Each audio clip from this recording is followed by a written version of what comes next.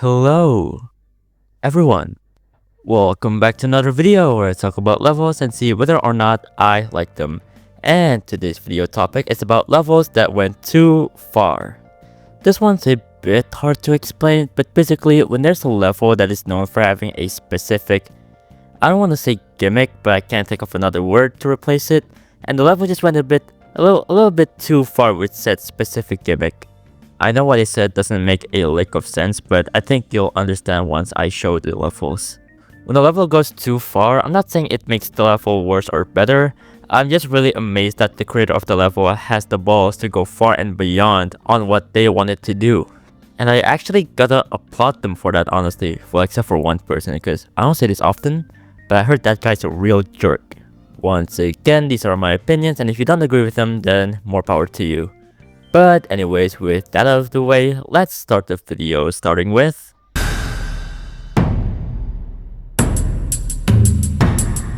Now at the surface level, you may look at this level and think, this level's not anything too special, and it just seems like a normal ninja-themed memory level with the specific wave part especially needing you to memorize a specific pattern, kinda like a bizarre phantasm in a way. But that specific wave part is the bane of every player that has attempted its existence. But let's talk about the level in itself first, because I think it's one of the most unique levels in Geometry Dash I've ever seen. And that's purely because I don't think I've ever seen a level with a ninja theme before this level, and the way this level executed it is really cool. I kinda love how the first part of the level kinda simulates the aesthetic of those old ancient ninja art. The fact that the majority of the level takes place in nighttime is an excellent decision, because the whole purpose of ninjas is mainly to be stealthy. There are other aspects I love as well, such as the scrolls being used as block designs, a ninja star is used as the sauce block design. The robot part really emphasizes that ninja feeling by making you go quickly while jumping over some torii gates. And the fact that the gameplay is really gimmicky just makes the level so much better, because as a ninja, you not only have to be stealthy, but you also have to be clever with your tricks. Oh, and that wave part after the infamous section is just, it's just executed so well. Once again, just emphasizing that ninja feeling by making you feel like you're sneaking in some place. Overall, really cool level with a theme that's executed really well. Now back on that wave part. You might think that, oh, we'll just need to memorize a specific pattern and we'll be good to go. I've memorized the ABP wave. And while you're technically not wrong, it's a lot more complicated than that. There are specific instructions on how you pass this wave part, and let me just reveal to you how it works. First off, the solution for it is randomly generated each attempt, so you can't just go all willy-nilly remembering a specific pattern unless your name is Wizkid or want to redo the level over and over again until you get the right pattern. And I don't think you want to do that because this is a list demon. Extended list, but a list demon nonetheless. You need to be on the lookout for 3 specific aspects to solve it. The first one is the torii gate at 24%, as it will randomly fall into 4 different colors and each color is associated with a specific number.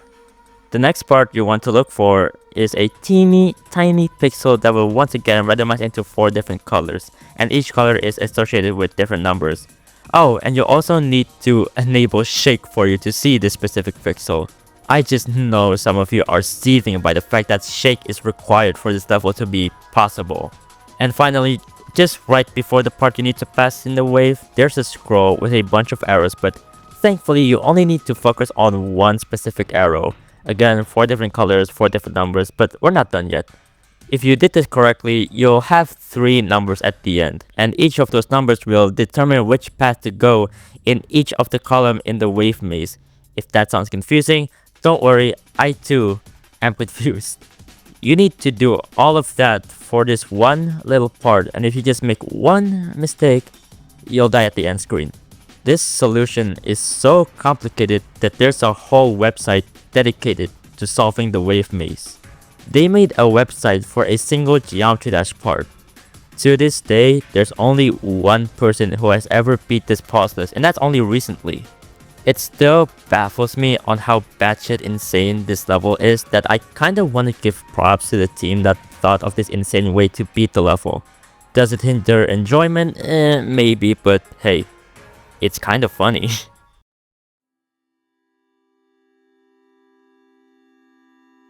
I'll admit, this one's a bit of a stretch when it comes for levels that goes too far. Haha, stretch, get it? Because far and long. And also this level. Because the whole shtick of this level is the fact that it's 55 minutes long, making it the longest possible level to ever be rated. But it's not the longest level ever, because there are at least 3 other levels that I can think of that surpasses the length of Eon by a mile. And 2 of the longest ones have been beaten. But I decided to talk about Eon instead because 1, the length of the level is still pretty impressive considering the previous longest rated level, and 2, the other levels I mentioned before are not really that interesting to talk about, besides them being excruciatingly long. Except for 1 level, but that level's not released yet, I believe. Unless it's a YouTube short or about your experience beating the level, I don't think it's worth talking about in itself. With that being said, this level's pretty interesting. Let's talk about the length first. Once again, it's 55 minutes long, which isn't the longest level ever, but it's still impressive for a level to be that long, especially a rated one. Because if I remember correctly, the previous longest rated level is, I believe, nearly 16 minutes long with the level Cookie Clicker, making Eon more than 3 times longer than Cookie Clicker. However, unlike Cookie Clicker, which is a minigame level where it's understandable on why it's unbelievably long, Eon is like an actual level. Like traditionally, it's what people think of when they hear level. It has like actual gameplay. So Ren, the creator, went out of their way to create gameplay all throughout the 55 minutes of the level, and while the gameplay is not anything special, it's still an impressive feat for a level this size that I honestly kind of respected, and you could tell that it's not just copy and paste gameplay. Although there are parts that do that, you can tell that a lot of them has unique gameplay and is different from the part that came previously. I also just love how different a lot of the parts are. You can tell that there's actual effort put in the level, even though the decoration isn't anything special. You can tell that Ren really wanted to make this level, and I'd argue that the simplistic decoration actually helps with the feeling of the level. And not only that, the fact that the level is unbelievably long also helps with the level as a whole.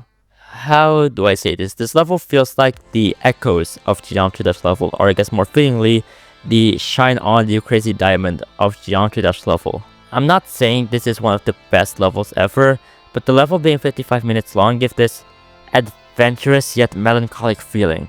The kind of feeling you get when you just walk without any set destination in mind. The kind of feeling when you listen to a whole Aphex Twin album. It just feels sort of unreal going through such an experience when playing Eon.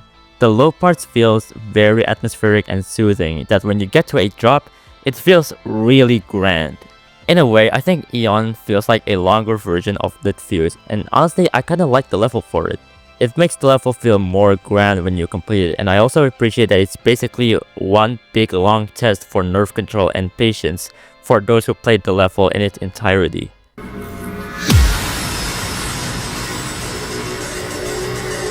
This is a weird level to talk about, but let me explain what this level is first. Maze of Justice is an impossible level made by and others, meant to look like the popular Extreme Demon Blade of Justice. Now at the surface, you might just dismiss this level as a bad no-clip showcase of Blade of Justice but red, but it's not called Maze of Justice for no reason, because once you get rid of the decoration and look for the layout, if you're wondering what you're looking at, don't worry, I am too. This level is essentially just one big hunk of a maze. How do I say this? This level feels like Ice Cream by Cyclic, but multiply it by like 1000 and give it multiple branching paths but only one correct one. And you might just think, oh, you can just brute force it, it might take a while but it'll eventually get completed. And while yeah, you may be correct, this level takes it a step further and made it an impossible level.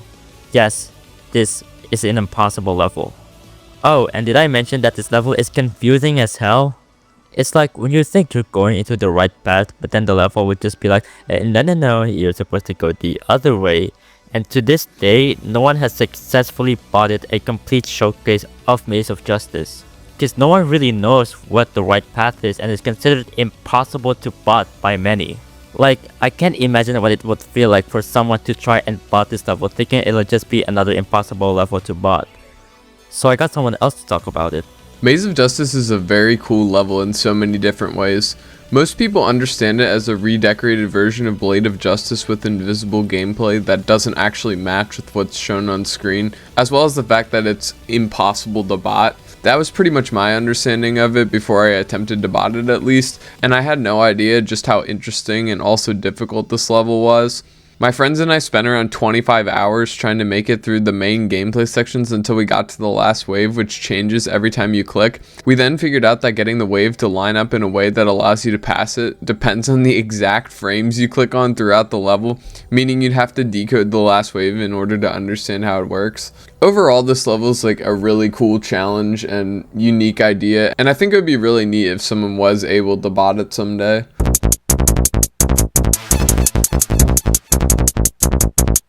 Whoa, a 2-for-1 deal. This is the first time in a Brian video where we talk about 2 levels at once. Well, actually no, I think I've done that before multiple times, but oh boy, I wonder what fun things he's gonna talk about. I don't know if I can show or talk about these levels. Cause here's the thing, compared to something like Peaceful is really tame compared to something like Madman and the Red Room. Because while yes, Peaceful has that one gory trypophobia part, it's not anything too special other than it being really detailed. Like, you've definitely seen something like this before, somewhere in the internet or even on YouTube. And plus, there's little to no blood in it. Like, hunks of flesh is not anything too like shocking or disturbing. Like, I've seen flesh before. Ever heard of Attack on Titan? Ever heard of Terraria? Ever heard of The Thing? Ever heard of mouth washing? So something like Peaceful was obviously a level that was purely meant to shock people and nothing else. Madman and the Red Room got people asking 2003 Devon's mental state, and I think the reason behind this is not just because the level is gory and disturbing, but it's also probably because it's pretty gross in a way. Like, compared this to other horror GD levels like Peaceful, pre-Halloween update collab level, and too kid-friendly. They're meant purely for shock factor. Sure, they show things like flesh and blood, but like, you've at least once in your life had unsupervised internet access where you accidentally stumbled upon some oddities on YouTube, like, I don't know, that one animation about a doppelganger and creepypasta? And if y'all remember Sonic Insanity or Sonic Afterlog where Sonic gets brainwashed and killed, well, you may don't know and you're only 10 years old. But anyways, those levels feel really surface level on what people consider disturbing. Madman and the Red Room take it a step further, with both having sections depicting rotting meat, Madman seemingly following the story of a serial killer, Red Room having a part that seemingly depicts human feces, Red Room again straight up just saying grape, like whoa dude, crazy word to just drop in the middle of the level. And once again, Red Room having a straight up execution, fully animated. You know, the situation is bad when both levels are banned from the servers, or at least banned at one point, and understandably so. You might call people soft for being squeamish over things like this, and you watch gore videos on the regular and your favorite anime is goddamn another. But like, you have to understand that besides GD having a mostly kids demographic, gore is not something that's common for regular people to see, and when they do see it, it's not usually something that's very pleasing to encounter. Also, if you watch gore or snuff videos on the regular, please go outside. It's really funny when Nexus just decided to showcase Red Room one day. However, because he's a family-friendly channel, the level is heavily censored. Thing is, I'm not really mad that these levels exist due to the context that these were made by 2003 Devon. 2003 Devon is someone that doesn't really feel like they care about the raid standards. He's a rebellious figure. So him making something like Madman or Red Room is a sight to behold because it pushes the boundaries on what type of level a creator can make. And not only that, the levels are admittedly really well made. Well, okay, I don't know if that's more impressive or concerning. If you ask me which one is more disturbing, I'd say Red Room, Madman is still disturbing, but the fact that Red Room is kind of tied with a real-life conspiracy theory really questions 2003 Devon's intention at first. And the balls for 2003 Devon to say 16 plus on Madman. I'm 18 and I'm scared, and so those are some levels that I think went a bit too far. Well, that's the end of the video. Did you agree or disagree with my picks? Maybe there's a level that you think deserves to be in this video. Let me know in the comments below, and maybe I'll put it in a sequel if I ever make one. And if you enjoyed this video, make sure to leave a like and subscribe since I'm trying to hit 4K by the end of the year. Oh, and if you want to support me even further, you can buy a commission from me down at VGen, where you can commission a headshot, half body, full body, a banner, or a thumbnail. That's all I have for you today. I'll see you all later. Bye bye.